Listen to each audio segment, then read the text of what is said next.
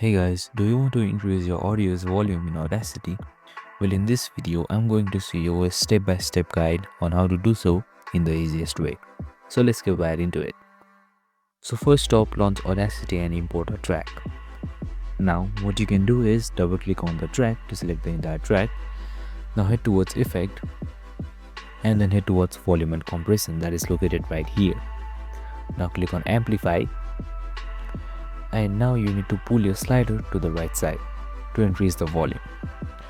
Right, let's do it a medium amount, and then once you're done, click apply. Okay, so you can see in the waveform already the volume has increased and it has become much louder. To make the audio a little bit cleaner, you can go to Effect again, go to Volume and Compression and select Normalize. Now make sure this is -3 decibels.